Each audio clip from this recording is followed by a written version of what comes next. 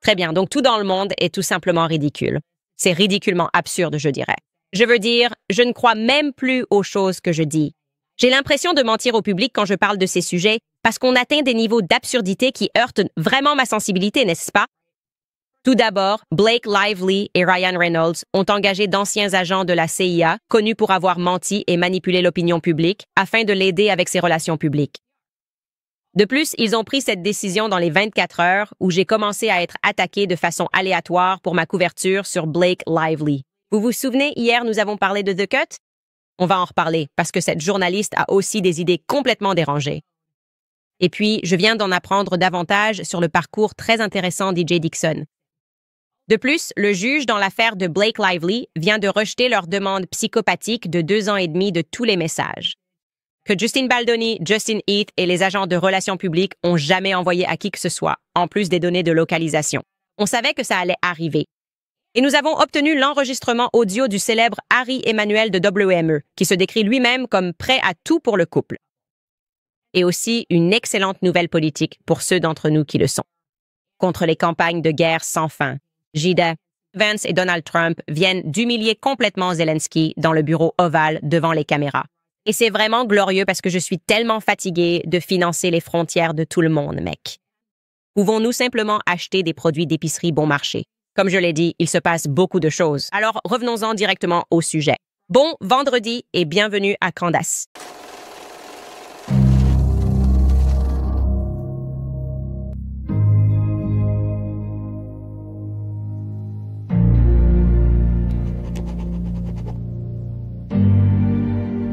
D'accord.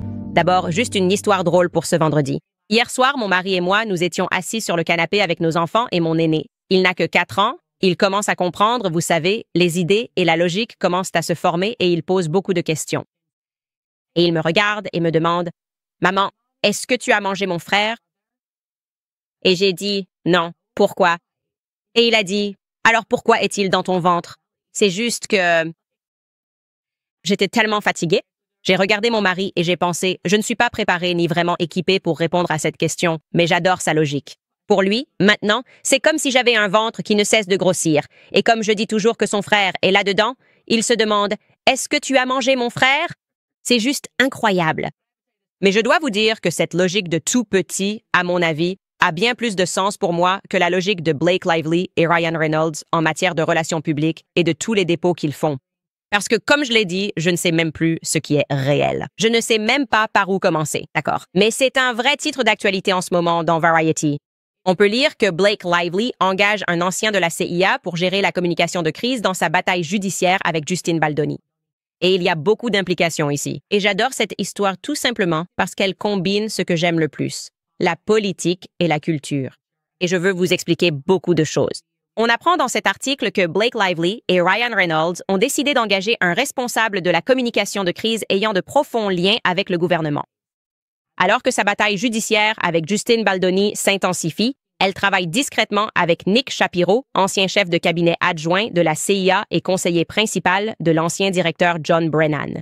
Donc ce type, il est très haut placé, quasiment aussi haut qu'on puisse l'être s'il est le chef de cabinet adjoint de John Brennan, qui était l'ancien directeur de la CIA, ce qui me rend très nerveux. Je vais vous expliquer pourquoi. Apparemment, son équipe juridique déclare ceci. Ils ont donné une citation à Variety. Ils disent que l'équipe de contentieux de Mademoiselle Lively a engagé M. Shapiro pour conseiller sur la stratégie de communication juridique concernant le procès en cours pour harcèlement sexuel et représailles dans le district sud de New York. D'accord, c'est ce que Wilkie, Farr et Gallagher, c'est l'excuse qu'ils donnent au public. Donc je vais ralentir un peu et démonter ça, juste en général, au cas où certains d'entre vous ne seraient même pas au courant. Au courant de la relation de la CIA avec les médias traditionnels en général. D'accord. Donc, vous devriez comprendre cela avant que nous tirions les conclusions nécessaires de cette démarche vraiment étrange. C'est un fait historique absolu qui ne pourra jamais être effacé. Après l'assassinat de JFK dans les années 60, la CIA a mis des journalistes des médias traditionnels sur sa liste de paix. Et ils ont fait cela afin de contrôler le récit, n'est-ce pas? Ce qui est une autre façon de dire manipuler le public, empêcher le public de poser certaines questions. Il y a beaucoup de spéculations selon lesquelles notre CIA aurait pu être impliquée dans cet assassinat. Mais ce n'est pas ce que je dis. Je dis que d'autres personnes le disent. Clin d'œil, clin d'œil. D'accord. Donc, l'un de ces journalistes et publications qui a été mis sur la liste de paye de la CIA n'était autre que le New York Times, qui était publié à l'époque par Arthur Sulzberger. Donc, la famille Sulzberger est celle qui possède et dirige actuellement et qui a dirigé le New York Times depuis très longtemps. Et encore une fois, nous ne sommes pas dans le domaine de la théorie du complot. C'est écrit noir sur blanc sur Wikipédia. Je vous montre ça. Nous regardons les entrées concernant l'opération Mockingbird. Comme je l'ai dit, vous pouvez vérifier par vous-même. Par vous-même. Cela ne vient pas de Candace Owens. C'est simplement un fait historique. Et il est écrit ici que, dans un article du magazine Rolling Stone de 1977 intitulé La CIA et les médias, le journaliste Carl Bernstein a approfondi le rapport du comité Church et a écrit que plus de 400 membres de la presse américaine avaient secrètement accompli des missions pour la CIA, y compris l'éditeur du New York Times, Arthur Hayes Sulzberger, le chroniqueur et analyste politique Stuart Alsop, ainsi que le magazine Time. Et donc, il poursuit en disant que Bernstein a documenté la manière dont les branches étrangères des principales agences de presse américaines ont, pendant de nombreuses années, servi d'yeux et d'oreilles à l'opération Mockingbird. Vous pouvez donc vous renseigner vous-même à ce sujet.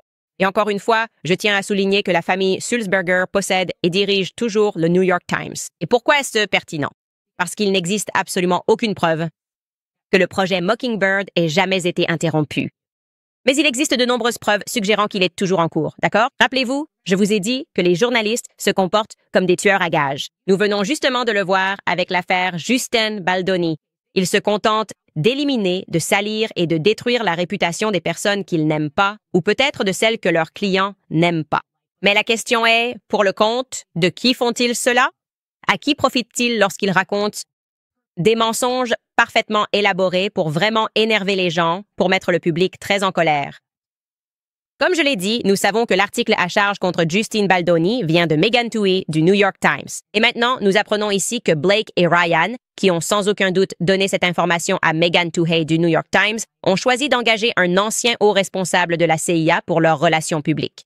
Alors, que fait-il exactement pour eux? D'accord.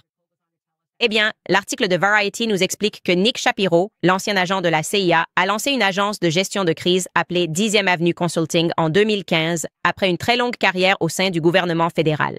Maintenant, si vous vous demandez comment un agent de la CIA peut avoir l'expérience nécessaire pour lancer une agence de relations publiques, eh bien, souvenez-vous, une grande partie du travail de la CIA, en réalité la partie la plus importante, consiste à gérer les relations publiques parce que nous, le peuple, n'accepterions pas d'aller en guerre à moins qu'ils ne nous vendent cette idée. Ils ont besoin d'une crise. Ils ont besoin de trouver une raison. Le 11 septembre est arrivé. Est-ce que vous avez peur? OK, il faut qu'on y aille. Maintenant, nous allons partir pour une guerre sans fin au Moyen-Orient. Ils ont besoin que nous ressentions des émotions, que nous soyons en colère, que nous perdions le contrôle, que nous acceptions parfois que nos libertés nous soient retirées ou parfois que nous soyons furieux et que nous dirigions notre colère contre quelqu'un comme Justin Baldoni et peut-être que nous acceptions qu'il faille adopter des lois. Je ne sais pas. Peu importe ce que c'est. Si vous travaillez pour une entreprise et que vous vous dites, eh bien, on veut mettre en place un syndicat comme le SAG-AFTRA, il faut que le public soit en ébullition, alors peut-être que vous engageriez un de ces types, non? Comme je l'ai dit, sinon, pourquoi voudriez-vous et accepteriez-vous que votre fils parte faire la guerre? Je pense qu'en général, nous sommes tous plutôt réticents à cela. Et j'irais même jusqu'à dire qu'ainsi, 50% de ce que fait la CIA, c'est des relations publiques. Voici donc une autre chose que vous devriez savoir en reliant cela à la politique. Washington, D.C., nouvelle choquante, est massivement corrompu. Je sais, tu te dis, quoi? Non, je n'ai jamais pensé que DC puisse être corrompu. Oui, c'est corrompu. Républicains, démocrates, gens entre les deux, des institutions massivement corrompues parce que nous n'avons pas de limitation de mandat et qu'ils sont là-bas, simplement en train de chercher comment remplir leur propre poche. Ils nous oublient un peu une fois qu'on les envoie à DC. Et ce qui se passe très souvent, c'est qu'il y a d'anciens agents de la CIA qui conservent leurs habilitations de sécurité, ce qui signifie qu'ils peuvent accéder à la Maison-Blanche, ils peuvent accéder aux renseignements de sécurité nationale, aux documents classifiés, parce que ensuite, lorsqu'ils quittent leurs emplois fédéraux, ils peuvent facturer des sommes folles pour devenir consultants en relations publiques, s'ils le souhaitent, rejoindre des cabinets juridiques, consultants juridiques, s'ils le souhaitent, dans leur vie après le service fédéral. Et ils peuvent, encore une fois, dire « J'ai toujours accès au gouvernement, donc vous allez devoir me payer très cher. » Je vais donc vous donner une analogie, ou plutôt une anecdote. Non, même pas une anecdote, une réalité. de la façon dont cela peut servir certaines personnes. Le fameux ordinateur portable de Hunter Biden. Si vous êtes Hunter Biden et que cet ordinateur portable commence à devenir viral alors même que votre père se présente à la présidence, vous allez vouloir engager une agence de gestion de crise en relations publiques, peut-être avec des habilitations de sécurité, pour savoir à l'avance exactement ce que le gouvernement possède. Si vous risquez d'être inculpé pour un crime, c'est potentiellement pour aider à empêcher que cela ne soit plausible et pour travailler avec le gouvernement afin de mentir au public juste assez longtemps. C'est ça. Nous avons juste besoin de manipuler le public assez longtemps pour que mes actions n'aient pas d'impact sur la campagne de mon père. C'est ça. Et c'est effectivement ce qui s'est passé. Nous savons tous que c'est effectivement ce qui s'est passé. D'abord, on vous a dit que c'était de la désinformation russe, et puis ils ont dû essentiellement y aller. En fait, vous savez, ce sont en fait des photos de Hunter Biden fumant du crack. Et c'est une chose étrange de savoir que nous avons été en quelque sorte manipulés et trompés. Mais il y a ce vieux clip que je veux vous montrer parce qu'il y a bien longtemps, à cause de la corruption évidente qui peut avoir lieu avec ces habilitations de sécurité, Trump a révoqué les habilitations de sécurité d'anciens membres de la CIA, à savoir John Brennan. Alors souvenez-vous, Nick Shapiro est sous les ordres de John Brennan. C'est le directeur de la CIA. À un moment donné, Trump a rejeté les accréditations de John Brennan pour les habilitations de sécurité parce qu'il estimait qu'il y avait trop de corruption. Et je veux vous montrer à quel point certains anciens agents de la CIA ont littéralement fait une crise lorsqu'ils sont passés à l'antenne et ont carrément menacé ce gars, Paris Denard, qui expliquait au public que la CIA conserve leurs habilitations de sécurité, ou les anciens membres de la CIA, parce que cela leur permet d'être corrompus. D'accord, écoutez cet extrait.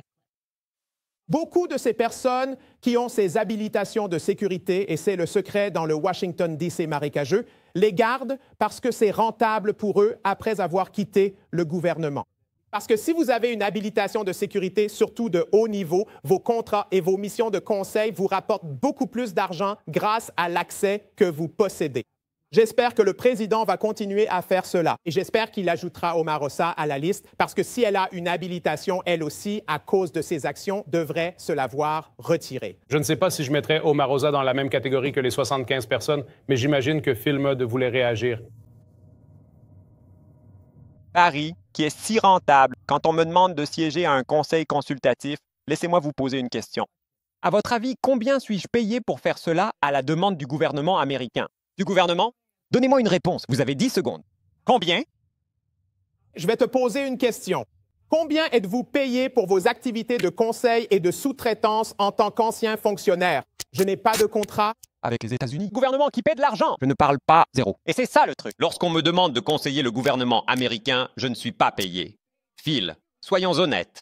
Je ne parle pas de votre rôle au sein du gouvernement fédéral. Je parle des missions contractuelles que vous obtenez en tant que consultant et entrepreneur. Les sociétés de conseil qu'ils créent et que vous obtenez tous le font parce que vous obtenez plus d'argent en faisant appel à une consultation avant d'avoir l'habilitation de sécurité. Arrête de faire comme si ça n'arrivait pas. J'ai zéro relation de conseil avec les États-Unis. Gouvernement, zéro. Je ne parle pas, Phil, c'est un bon sujet de discussion. Je ne parle pas des relations avec le gouvernement, mais du privé, quand vous avez une habilitation de sécurité et que vous la gardez. J'ai zéro. Relation avec le secteur privé qui implique mon habilitation de sécurité. Zéro. Je ne reçois aucun dollar des sociétés de conseil qui traitent avec les États-Unis. Gouvernement, sommes-nous clairs? Eh bien, je serai clair en disant que tout le monde à Washington, D.C., je sais que si tu ne veux pas être honnête, c'est ton problème. Mais si vous avez une habilitation de sécurité et la gardez, vous recevez plus d'argent. C'est fait, Jim. Nous avons terminé. Sortir. Phil. Ce n'est pas ton émission, donc je reste ici. Ne soyez pas si distant à propos de... Indeed. Ouais, tu paniques seulement quand tu mens, n'est-ce pas? Sinon, tu serais totalement calme. Mais le but de vous montrer cet extrait est essentiellement de vous donner une idée de pourquoi quelqu'un comme Nick Shapiro, que Blake et Ryan ont engagé, pourrait vouloir lancer une agence de gestion de crise en relations publiques après avoir quitté la CIA. Et il a effectivement conservé ses anciennes habilitations de sécurité. Maintenant, il ne détient plus ses habilitations, parce que devinez quoi? Il a menti au public d'une manière plutôt flagrante. Il faisait partie des 51, l'un des 51 anciens hauts responsables du renseignement qui ont signé cette lettre pour nous manipuler en 2020, affirmant que l'ordinateur portable de Hunter était de la désinformation russe, ce qui, rétrospectivement, était un mensonge insensé, un mensonge incroyablement audacieux. Et puis, lorsque ce mensonge s'est finalement effondré, il s'est vu retirer son habilitation. Encore une fois, je lis ceci dans l'article de Variety.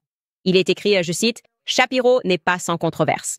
Il faisait partie du groupe des 51 anciens hauts responsables du renseignement qui ont signé la fameuse lettre ouverte de 2020, largement citée puis critiquée, affirmant que l'ordinateur portable de Hunter Biden, je cite, « présente toutes les caractéristiques d'une opération d'information russe. » Et c'est précisément pour cela, mes amis, que Blake Lively et Ryan Reynolds l'ont engagé, parce qu'il a prouvé qu'il était prêt à mentir sans sourciller, qu'il mentira carrément pour protéger ses clients.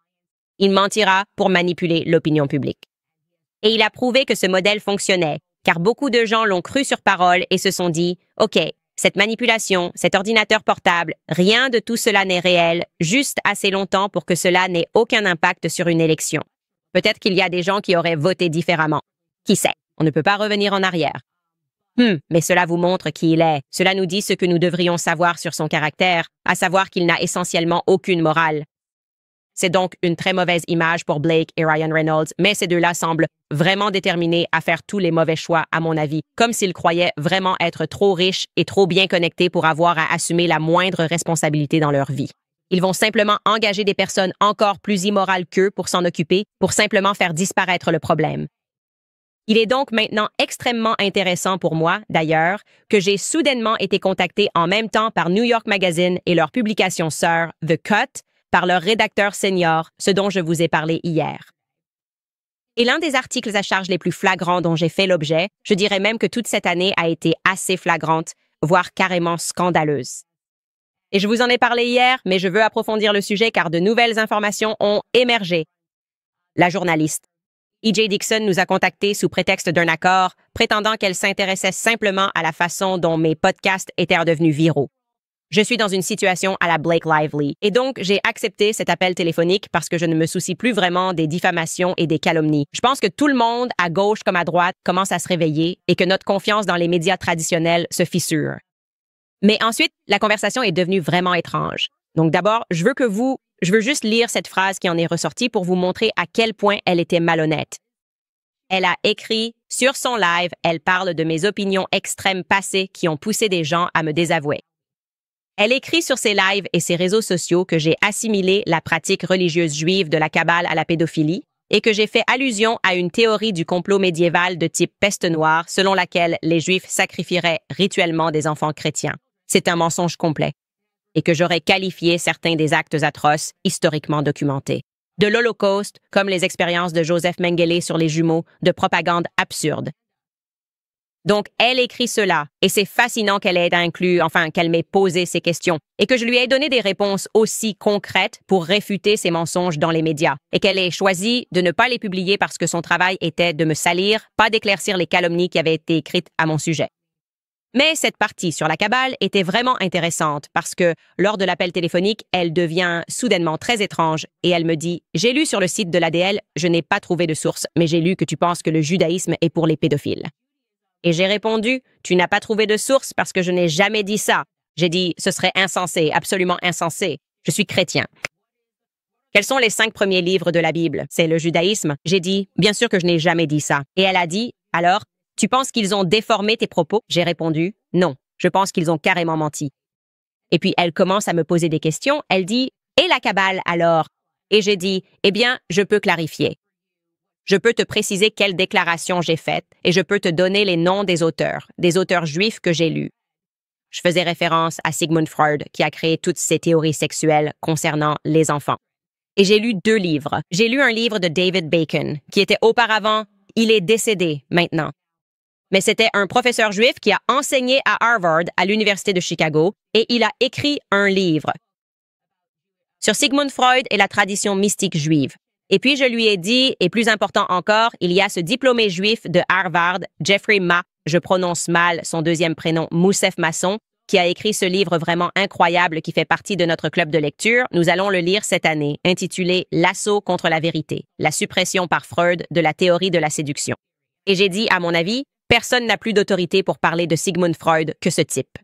Parce qu'il a été engagé comme directeur adjoint, puis est rapidement devenu le directeur du Centre des archives Sigmund Freud. Il a travaillé avec la fille de Sigmund Freud. Anna Freud était très proche d'elle.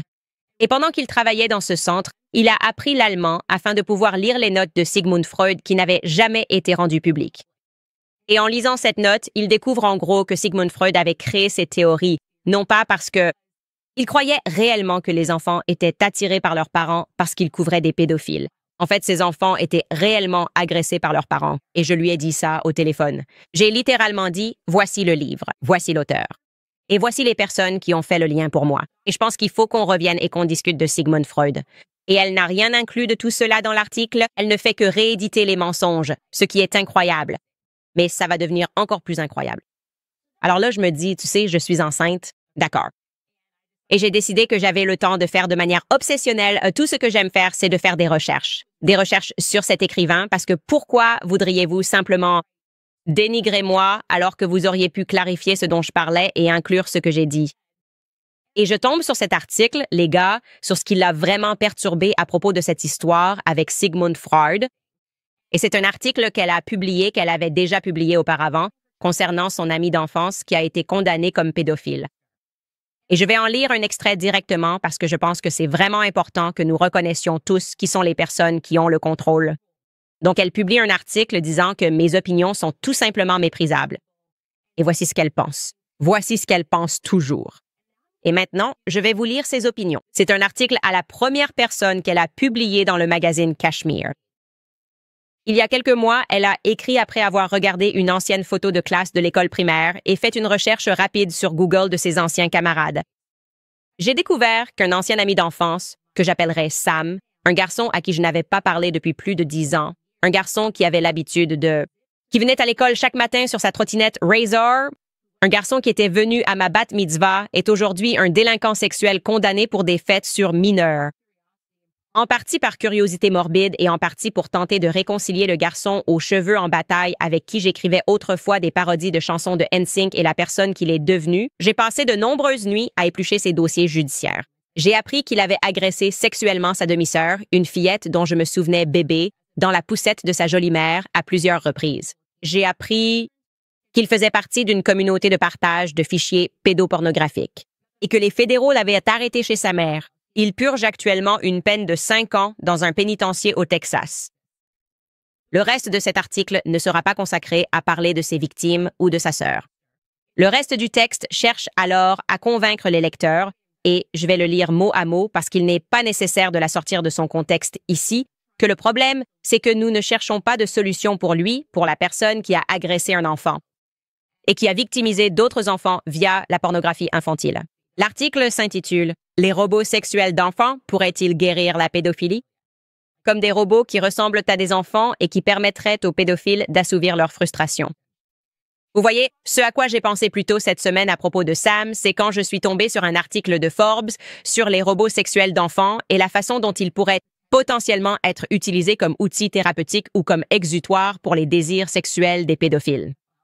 Elle cite ensuite une personne nommée Ron Arkin, qui est le directeur d'un laboratoire technologique, et qui dit que les robots à l'apparence d'enfants pourraient être utilisés pour les pédophiles de la même manière que la méthadone est utilisée pour traiter les toxicomanes. Elle poursuit, revenant à la première personne, en disant « En recommandant que cette technologie future soit utilisée dans un cadre de recherche contrôlée, la prudence d'Arkin est compréhensible, étant donné la rapidité avec laquelle notre société diabolise les pédophiles, ainsi que ceux qui suggèrent tout mode de traitement pour eux autres que l'exécution. » Elle ajoute ensuite « L'aversion à discuter de la réalité potentielle des robots sexuels d'enfants est également compréhensible. Sans aucun doute, l'idée que des pédophiles puissent avoir la possibilité de se faire livrer à domicile des poupées sexuelles d'enfants aux yeux écarquillés et aux couettes, de la même manière qu'on commanderait un sac de courses ou une pile de livres sur Amazon, est incroyablement terrifiante. Mais en lisant l'histoire de mon ancien ami, en lisant les récits d'autres pédophiles, ainsi que le segment de This American Life, je suis convaincue que nous devons arrêter de nous laisser emporter par nos réactions instinctives face aux adultes ayant des relations sexuelles avec des enfants. Elle écrit littéralement cela, comme si le problème c'était nous. Nous devons arrêter de nous laisser emporter par nos réactions instinctives face aux adultes ayant des relations sexuelles avec des enfants, aussi abjectes que cela puisse nous paraître, et commencer à nous concentrer sur des solutions rationnelles. Quand nous parlons de pédophilie, qui est définie comme une attirance prédominante envers les enfants prépubères, il y a 2 choses que nous devons clarifier. Tous les pédophiles ne sont pas des abuseurs d'enfants. C'est la première chose Et deuxièmement, la pédophilie n'est pas une aberration psychologique qui peut être facilement corrigée. De nombreux chercheurs ont soutenu qu'il s'agit en réalité d'une orientation sexuelle fixe. C'est une possibilité inconfortable à reconnaître pour beaucoup. Mais le fait est que, tout comme vous atteignez un certain âge et que vous savez que vous êtes attiré par les filles, les garçons, ni l'un ni l'autre, ou les deux, les pédophiles, à un certain âge, ont su qu'ils étaient attirés par les enfants. Comme toutes les orientations sexuelles, la pédophilie est immuable et il est peu probable qu'elle change avec des médicaments ou une thérapie. Ensuite, elle va essayer de nous faire vraiment apprécier son ami.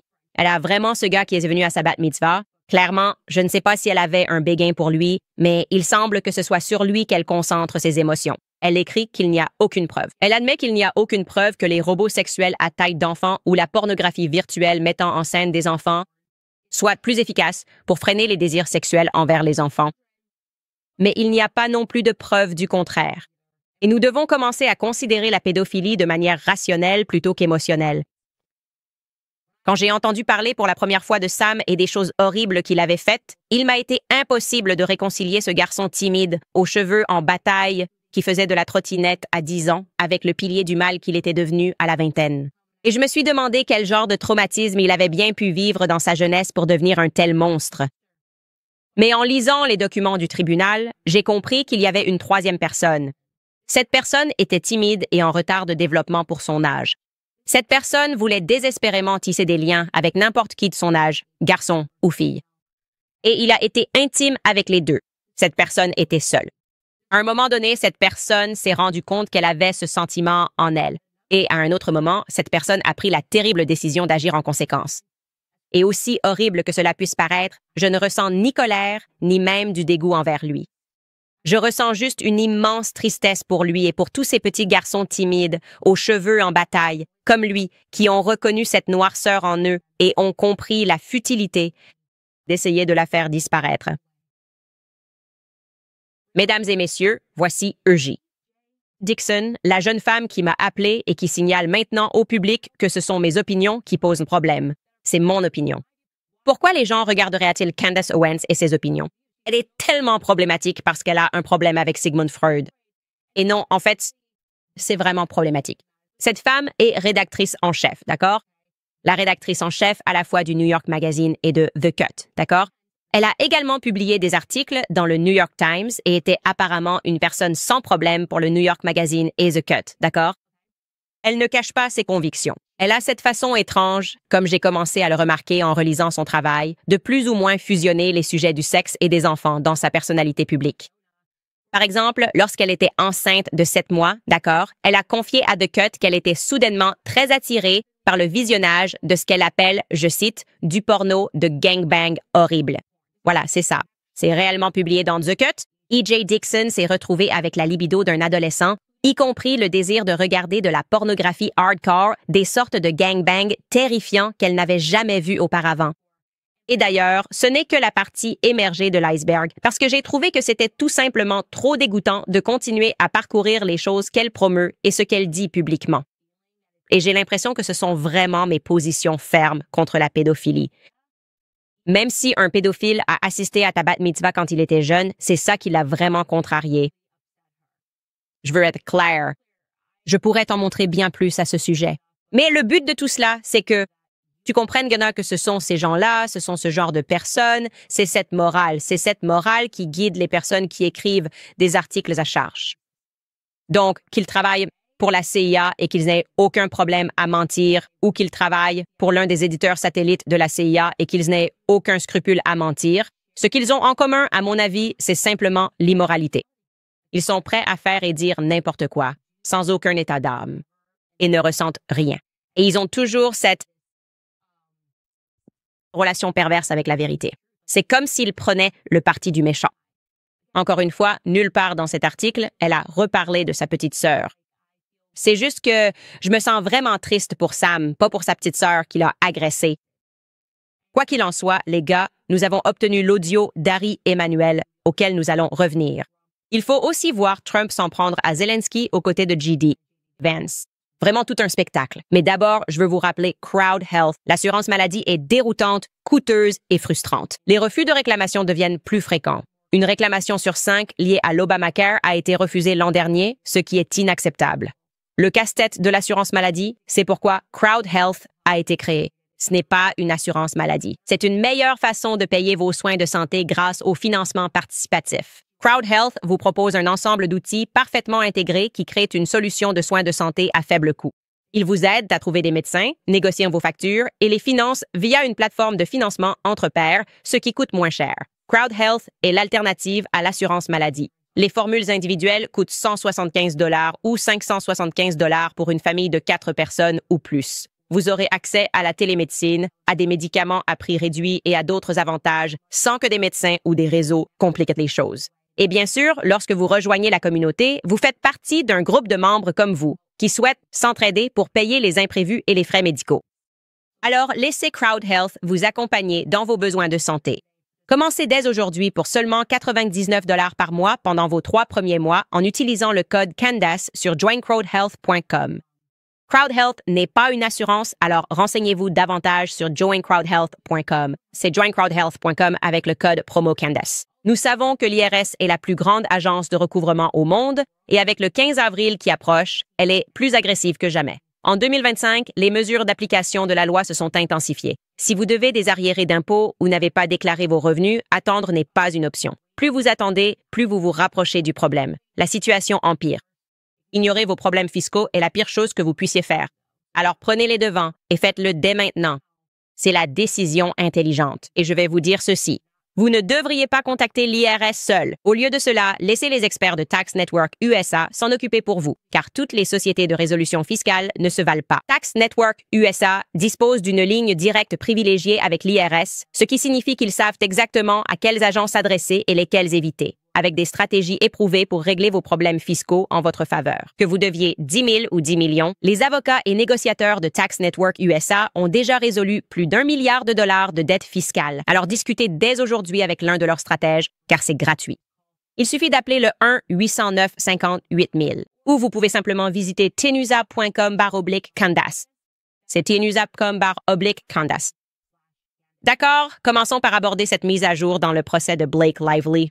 Vous vous souviendrez, je crois que c'était la semaine dernière, nous avons parlé de cette assignation absurde déposée par l'équipe de Blake Lively. Il demandait en gros chaque message texte et chaque appel téléphonique de toutes les personnes qu'ils poursuivent, remontant à 2 ans et demi. C'était une demande ridicule. Il savait qu'il ne l'obtiendrait jamais. Et j'ai dit, pourquoi ferait-il cela? Pourquoi déposerait-il quelque chose qu'aucun tribunal n'accorderait jamais, même en 1 million d'années? Et j'ai dit, probablement parce que vous pouvez littéralement revenir en arrière. Je l'avais prédit. J'ai dit, probablement qu'ils vont faire ça parce qu'ils pensent que le public est stupide.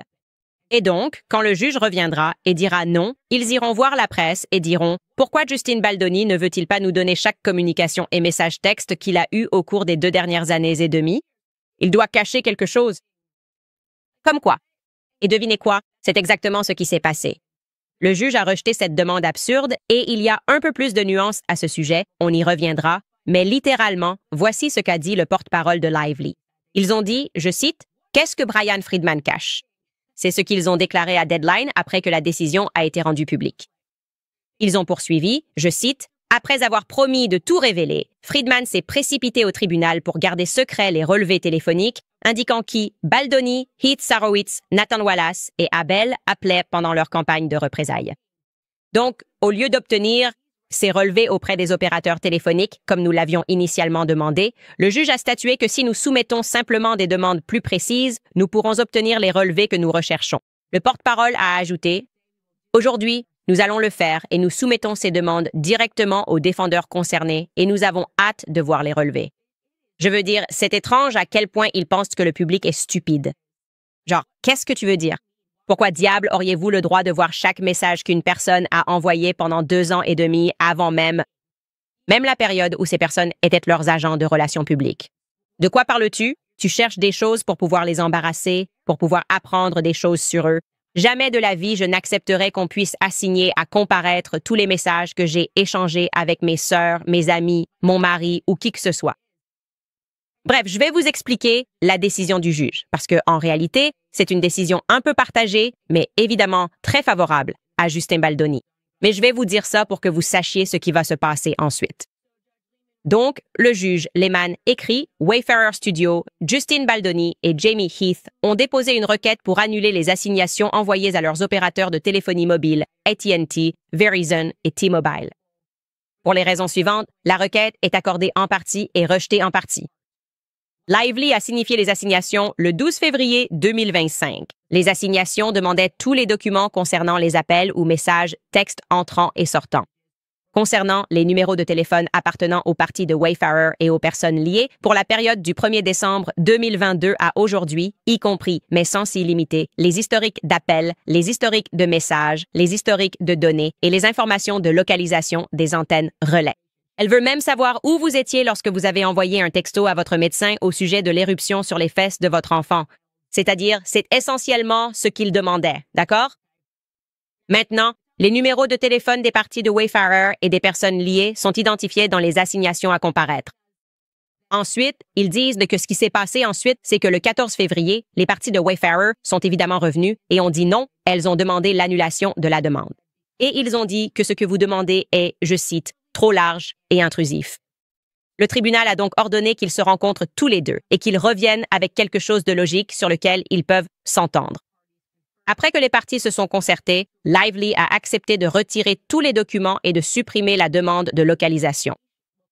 Et de préciser que les assignations ne visent que les relevés d'appels et de messages textes qui reflètent des informations non liées au contenu et des données numériques concernant les messages textes entrants et sortants.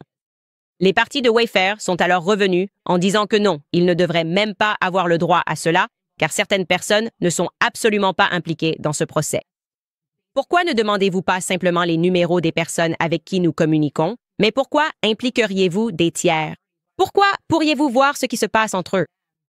Et donc le juge est revenu et il a dit oui, ils ont objecté au fait que les numéros de téléphone de toute personne avec qui ils conversent avec Lively ont fait valoir que le but de ces assignations à comparaître est de conduire à des preuves admissibles concernant les communications, non seulement pour les accusés, mais au sein du réseau plus large d'individus qui ont perpétué la campagne intraçable contre Madame Vivant.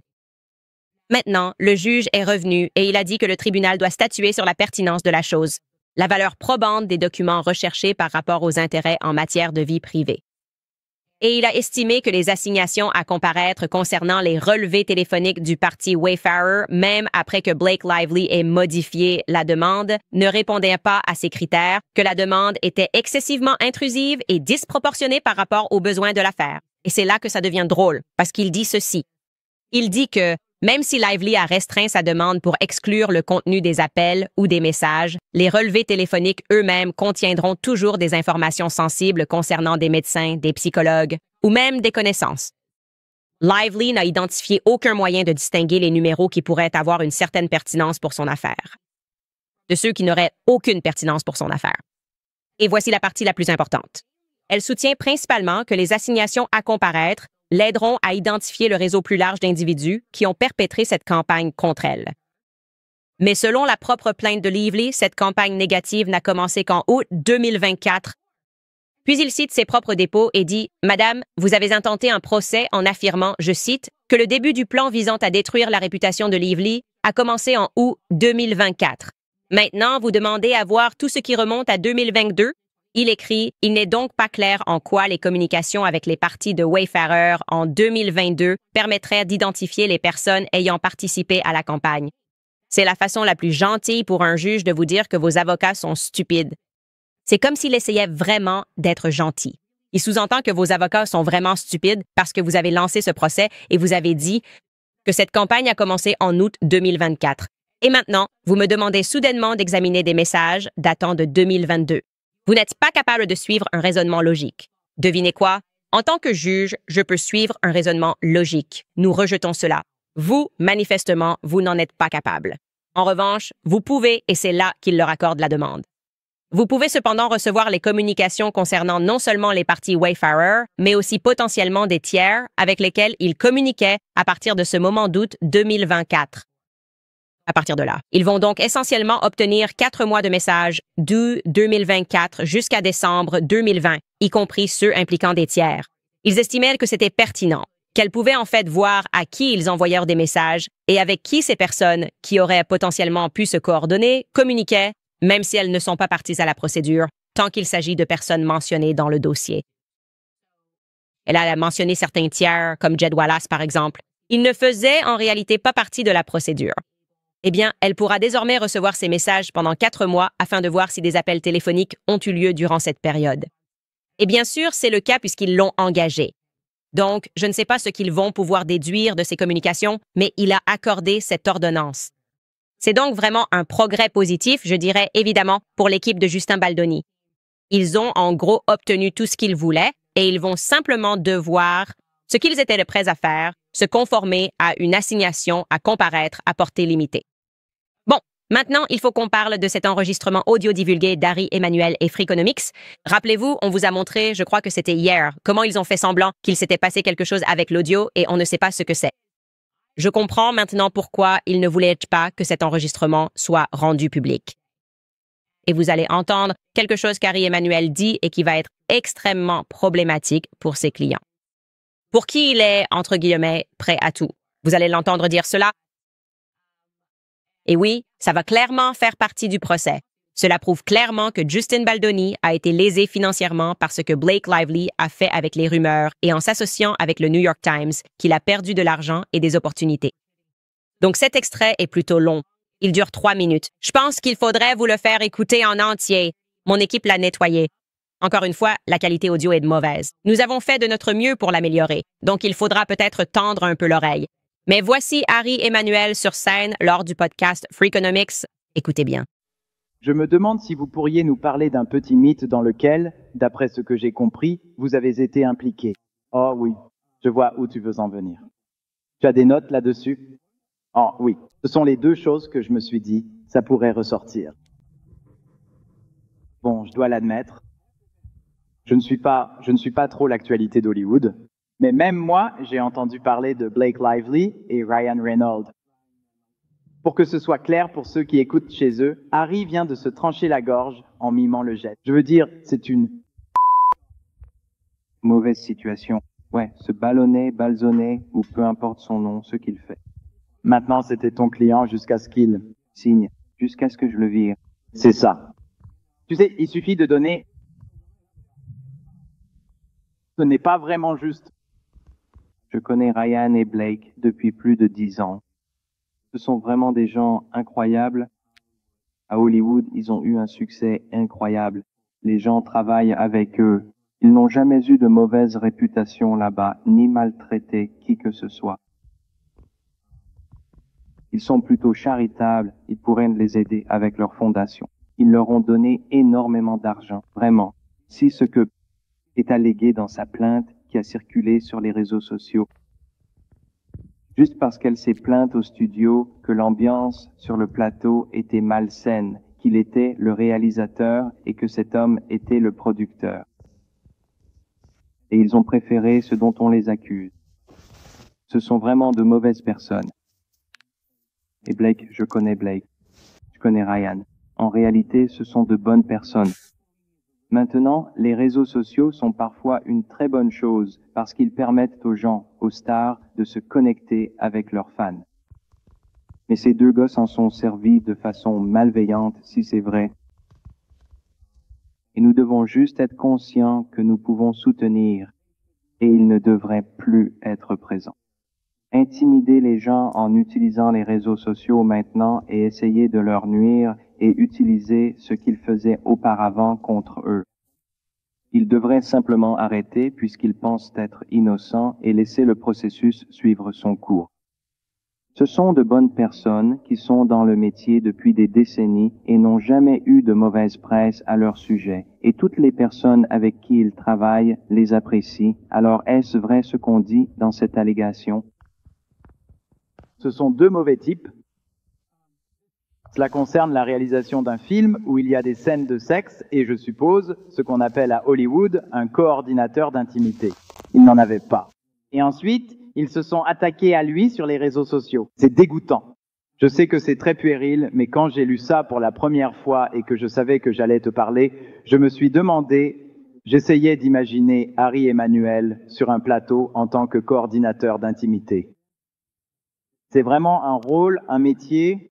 Non, je veux dire, Ce n'est en fait pas un métier. En fait, c'est un rôle important. Elle avait le sentiment de ne pas être protégée. Elle s'est plainte, et ensuite ces gens ont essayé de s'en prendre à elle. Ils devraient arrêter. Et ils essaient toujours de faire ce qui est juste, et ils devraient arrêter. Et quel était ton rôle? Tu l'as viré, je l'ai viré. D'accord, ou au revoir. Et ensuite, on est bon, les gens. Ouais, d'accord. Je sais que tu as un avion à prendre. Tu veux nous dire où tu vas, ma chère? Je vais au 50e anniversaire des Soals. D'accord, je vais... Attendre. Donc, cette dernière partie est la preuve irréfutable. N'oubliez pas que Justin Baldoni affirme qu'il a perdu des opportunités, qu'il a été renvoyé de WMU parce que, comme je vous l'ai dit, les rumeurs étaient, et je vous ai dit de le prendre pour argent comptant, que Ryan Reynolds est allé là-bas et a demandé qu'il soit retiré de WMU. Et quelqu'un chez WMU qui vient de se dénoncer lui-même a fait en sorte que cela arrive. Et c'est Harry Emanuel, le PDG de WMU, qui se vante maintenant de les avoir laissés tomber. Et il dit que sa raison, c'est parce qu'il est loyal jusqu'au bout. Maintenant, je me souviens que Blake Lively et Ryan Reynolds ont déjà nié. Ils ont dit « Oh, ils n'avaient rien à voir avec le fait que WMU les laissait tomber. » Cela prouve simplement qu'ils ont menti. Donc, Harry, peut-être atteint du même trouble narcissique que Ryan Reynolds, est devenu fanfaron. Il avait besoin de dire « Ouais, je suis tellement puissant, Justin Baldoni. » Et il en a tout simplement trop dit. Et c'est pour cela qu'ils auraient compris que cet enregistrement n'était pas une bonne idée. Pour leur stratégie juridique.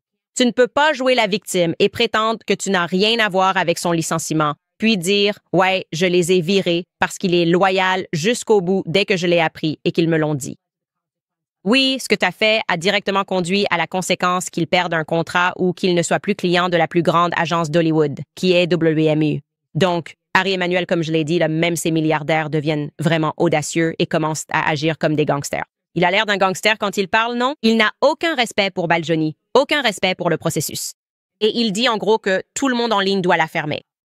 Et on ne se tait pas vraiment et on suit tout ça de près. Et évidemment, si tu es Brian Friedman et que tu vois que ça a fuité, tu te dis « Oui, c'est exactement ce dont on avait besoin. » On avait besoin d'entendre cet enregistrement et maintenant, il n'y a plus aucun moyen pour eux de nier cette accusation. Il n'y a aucun moyen de nier cette affirmation selon laquelle ce qu'ils ont fait a nui à la carrière de Justin Baldoni et à sa réputation. Car écoutez ce que quelqu'un avec autant de pouvoir dit maintenant, et il le dit comme si c'était vrai à propos de Justin Baldoni. Je les connais depuis des années. Ils ne mentiraient pas à ce sujet. Et ouais, je n'aime pas ce type. Baldoni, c'est des balivernes. Ouais, il est blessé à Hollywood.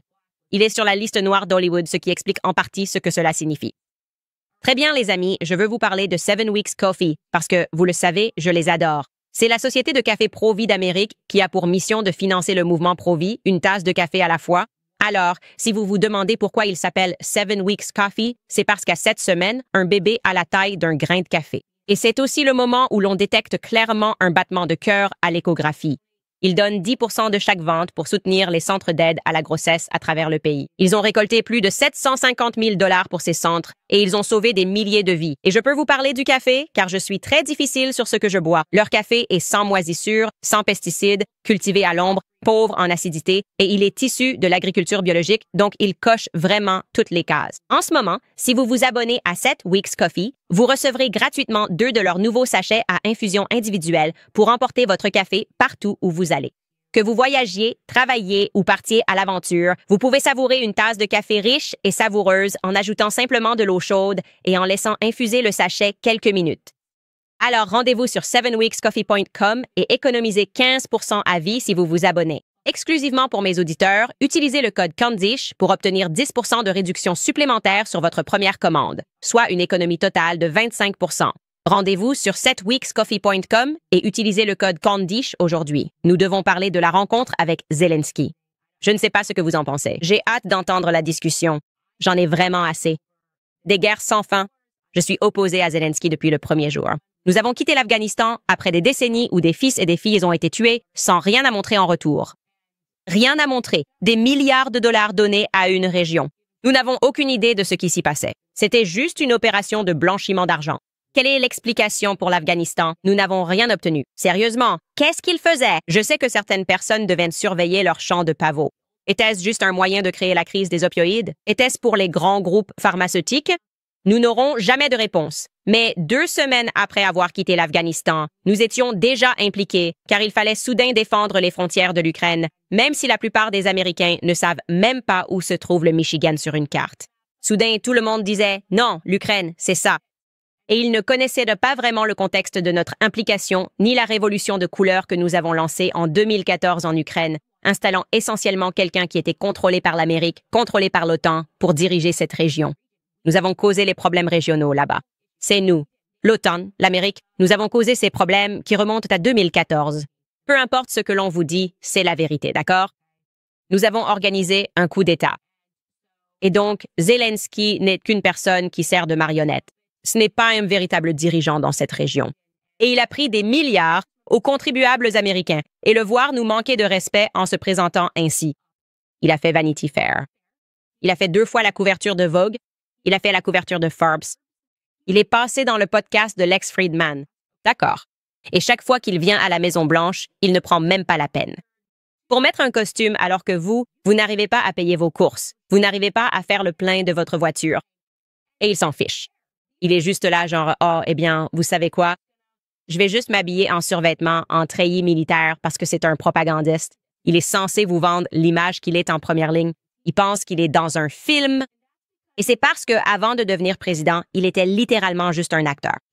C'était un acteur de type Netflix, si on peut dire, non? Il jouait dans une série télé très populaire en Ukraine, où il incarnait, je ne plaisante même pas, je vais parler de Matrix, il incarnait un acteur qui finissait par devenir président. Et ensuite, il a été un acteur qui est devenu président. On n'arrive même pas à croire à ces choses-là, mais c'est vrai, d'accord? Et donc, c'est ça son objectif. C'est un acteur. Il est censé porter des costumes.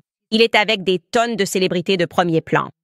Vous êtes en guerre et des milliers d'hommes meurent et vous prenez le temps de faire la couverture de Vogue 2 fois? La foire aux vanités? Les gars, vous devez réaliser à quel point c'est incroyablement ridicule et faux. Et donc, ça a été bien. Dès que ce type sort de la voiture, il se présente comme s'il était juste un ami de Trump et qu'il allait juste là-bas pour récupérer un peu plus d'argent.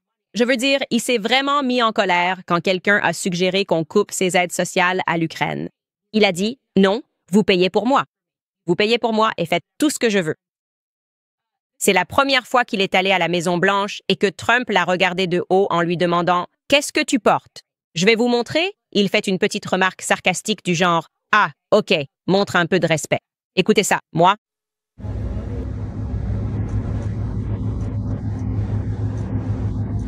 Il est tout bien habillé aujourd'hui. Président Trump, qu'est-ce que vous... Président Trump. Merci pour... C'est suffisant. Donc, pour moi, Zelensky a toujours donné l'impression d'être Veruca Salt. Je m'en fiche, je le veux maintenant. Vous savez, je m'en fiche, je veux que vous retourniez travailler.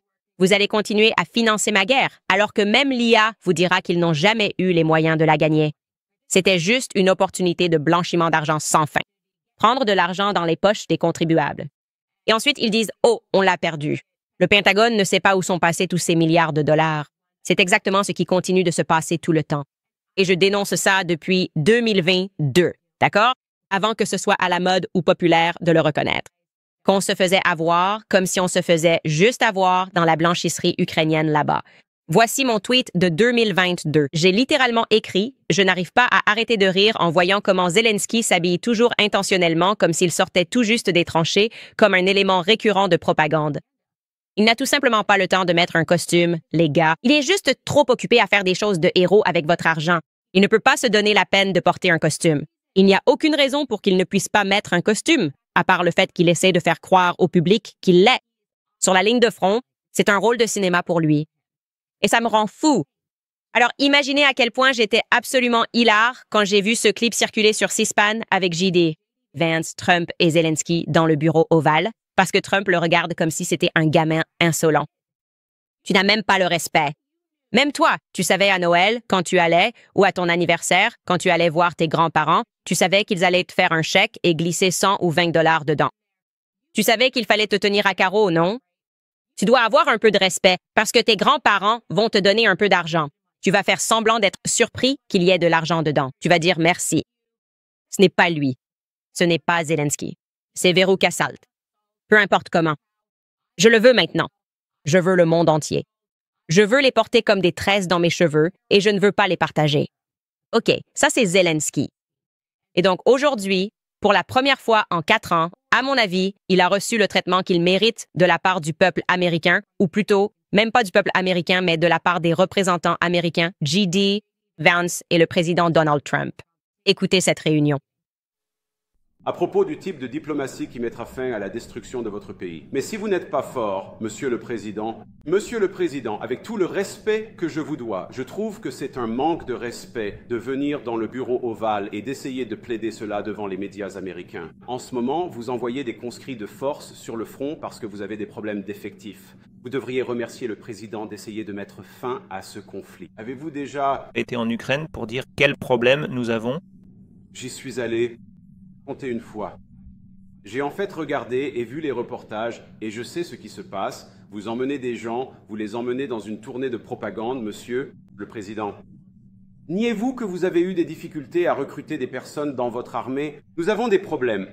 Et pensez-vous qu'il soit respectueux de venir dans le bureau ovale des États-Unis d'Amérique et d'attaquer l'administration qui essaie d'empêcher la destruction de votre pays? Beaucoup de questions. Commençons par le début, bien sûr. Tout d'abord, pendant la guerre, tout le monde a des problèmes, même vous, mais vous avez un bel océan et vous ne le ressentez pas maintenant, mais vous le ressentirez à l'avenir. Que Dieu vous bénisse, que Dieu vous bénisse, que Dieu vous bénisse, vous n'aurez pas de guerre. Ne nous dites pas ce que nous allons ressentir. Nous essayons de résoudre un problème. Je ne dis pas à vous, parce que vous n'êtes pas en position de dicter cela. Souvenez-vous de cela. Vous n'êtes pas en position de dicter ce que nous allons ressentir. Nous allons nous sentir très bien. Nous allons nous sentir très bien et très fort. En ce moment, vous n'êtes pas dans une très bonne position. Vous vous êtes permis d'être dans une très mauvaise position, et il se trouve qu'il a raison à ce sujet. À ce sujet, vous n'êtes pas dans une bonne position, vous n'avez pas les cartes en main en ce moment. Avec nous, vous commencez à avoir des cartes. En ce moment, vous jouez aux cartes. Vous jouez aux cartes. Vous jouez avec la vie de millions de personnes. Vous jouez avec la Troisième Guerre mondiale. Vous jouez avec la Troisième Guerre mondiale. Et ce que vous faites est très irrespectueux envers le pays, ce pays. C'est à vous de jouer. Bien plus que ce que beaucoup de gens disaient qu'ils auraient dû avoir. Avez-vous dit merci? Beaucoup de fois. Même aujourd'hui. Vous êtes allé en Pennsylvanie et vous avez fait campagne pour l'opposition en octobre. Exprimez quelques mots de reconnaissance envers les États-Unis d'Amérique et le président qui essaie de sauver votre pays.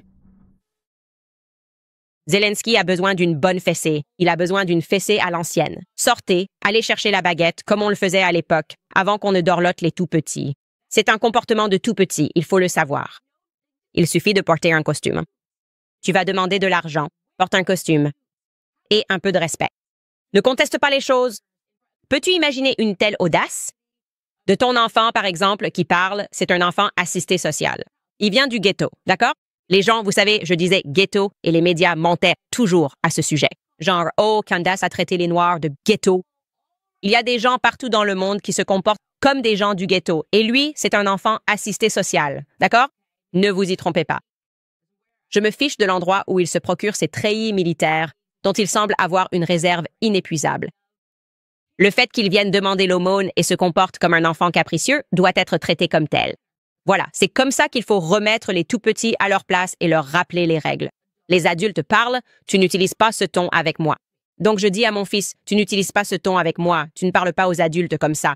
Pourquoi? Parce que tu es un enfant et que ce n'est pas approprié. Et c'est exactement ce que j'ai ressenti en le regardant. Je me disais, mais qui es-tu, toi? Franchement, il a de la chance que ce n'était pas moi là-bas. Il a de la chance que ce n'était pas moi, parce que je te promets que si j'avais été là et qu'il m'avait parlé comme ça alors qu'il prend de l'argent qui aurait pu nourrir ma famille qui est dehors, ils ne peuvent même pas mettre d'essence dans leur voiture et toi tu débarques ici en survêtement. Ah, ça aurait été fini? Ça aurait été terminé.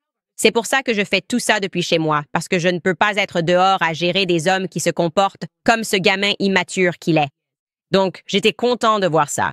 Et d'ailleurs, le meilleur dans tout ça, c'est que l'ambassadrice d'Ukraine, qui est probablement juste sa babysitter, qui doit sûrement lui écrire les phrases qu'il doit retenir, a assisté à cette scène. Regardez son visage pendant qu'elle observe cet échange dans le bureau ovale. Mais je t'ai dit, je veux un cessez-le-feu. Avec des garanties. Parce que tu obtiendras un cessez-le-feu plus vite que n'importe quel vrai. Demande comment. Les pauvres ont tous les cessez-le-feu. Qu'est-ce qu'ils voient? Mon enfant ne sait vraiment pas comment se comporter. Je lui ai dit de dire ces 3 choses, et il est hors de contrôle. On va perdre tout cet argent, et je n'arrive pas à croire qu'il n'ait pas pu se ressaisir. Et je dois vraiment saluer le héros ici, le journaliste Brian Glenn de Real America's Voice, parce que rien n'a été plus authentique, plus américain et plus proche de notre voix, plus représentatif de notre voix que lui posant directement la question à Zelensky à propos de cette petite tenue qu'il porte. Écoutez bien. Ma deuxième question pour le président Zelensky à ce sujet. Pourquoi ne portez-vous pas de costume? Pourquoi ne portes-tu pas de costume? Vous êtes le plus haut responsable de ce pays et vous refusez de porter un costume. Je veux juste voir si tu possèdes un costume. Ouais, problème.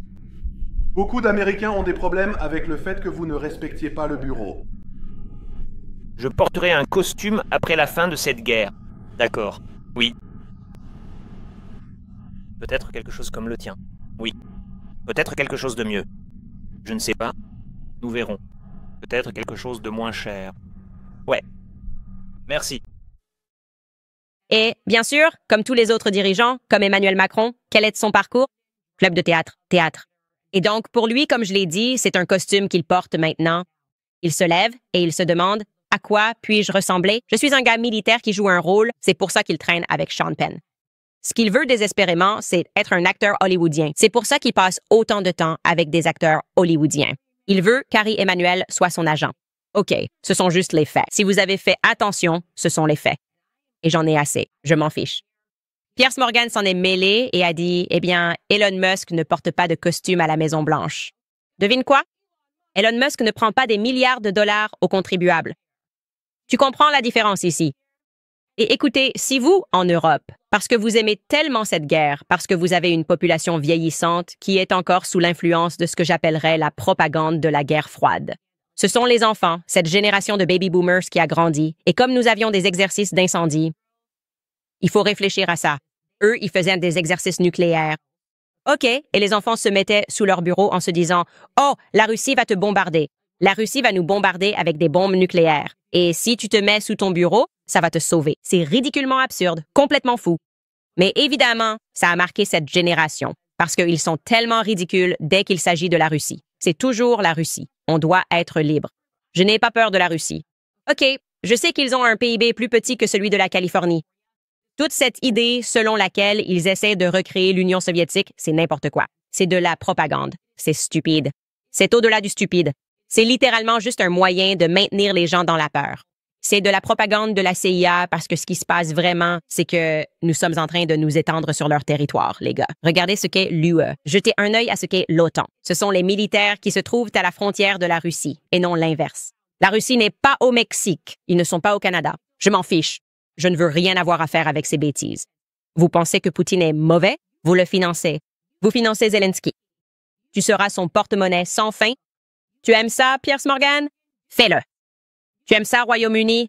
Fais-le. Tu penses que tu veux juste être son grand-père pour toujours? Tu sais quoi, très bien.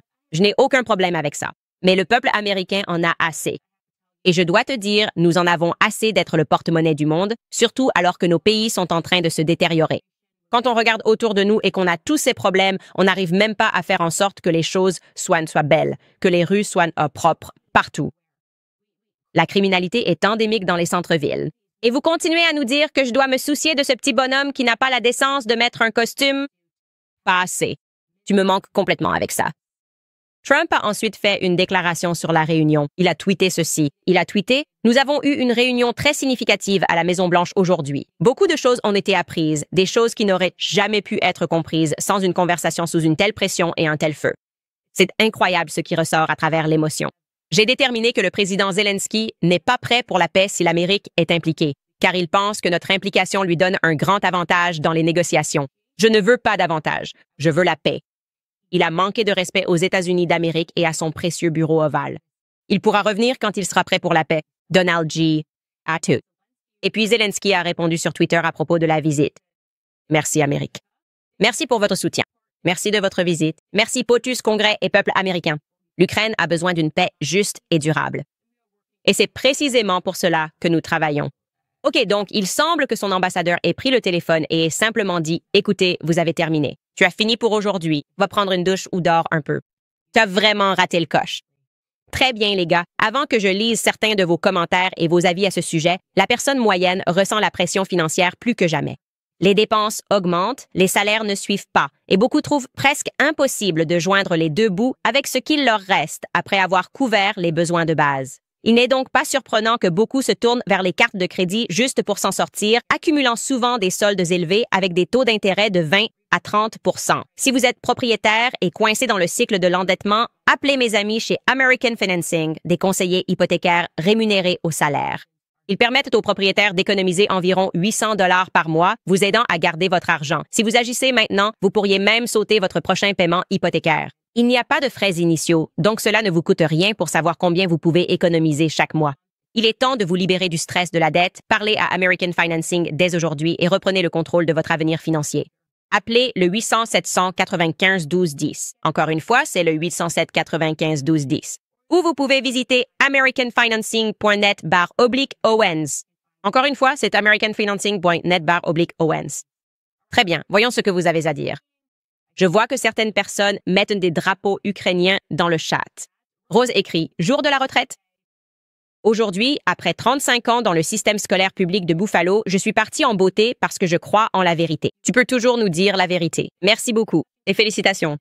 Je ne peux qu'imaginer les choses que vous avez vues au cours de 35 années de système scolaire public. Probablement une détérioration, soit dit en passant. En parlant de choses qui ne font que décliner dans ce pays, le système éducatif a décliné au cours des 35 dernières années. Et donc, merci pour vos contributions et pour vos efforts visant à redresser la barre. S. Wrights dit « Salut Candace, j'ai raté la première partie de ce live, mais j'ai adoré ton interprétation de Zelensky.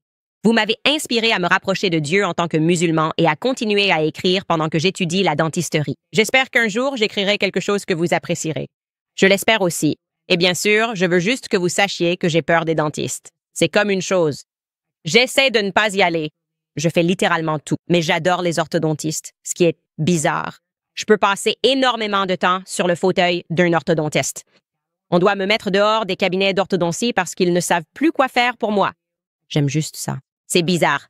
Joseph écrit « Est-ce que Taylor... Les fans de Taylor Swift sont-ils des Swifties? Est-ce qu'on ne peut pas... Si les fans de Taylor Swift sont des Swifties, sommes-nous des Candies? » C'est une très bonne question. Êtes-vous des Candies? Vous êtes peut-être des Candies. Je vais devoir revenir vers toi là-dessus, Joseph. Brittany écrit « Félicitations pour les 4 millions d'abonnés. » Oui, les gars, on l'a fait. 4 millions d'abonnés. Je suis tellement excitée à ce sujet. On a commencé ça à la mi-juin de l'année dernière avec 1 300 000 et maintenant on est à 4 millions. Et je suis tellement reconnaissante envers vous tous d'avoir rendu cela possible. Ce n'était même pas un objectif qu'on s'était fixé et pourtant on l'a complètement explosé. Et c'est la première fois que j'ai 4 millions d'abonnés sur YouTube.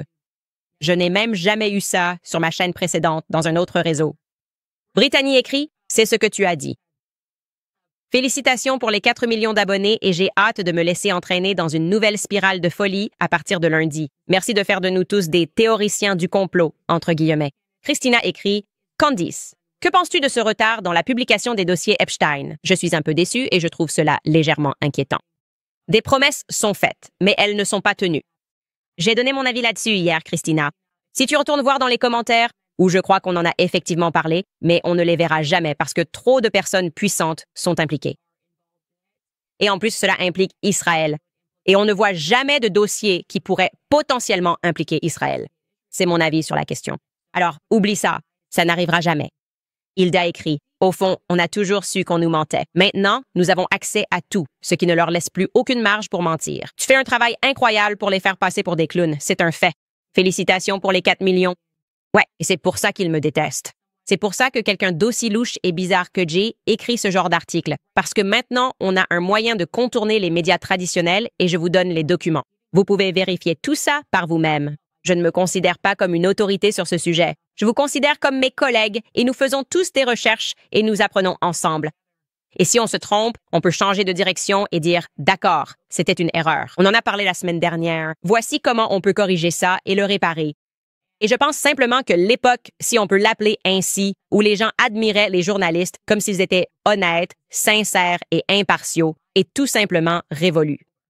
À droite comme à gauche, nous savons que ce n'est tout simplement pas la réalité et que cela va nous obliger à commencer à penser de manière critique et à continuer de le faire. Même à propos des personnes que vous suivez comme moi, vérifiez les informations par vous-même, assurez-vous que tout est vrai.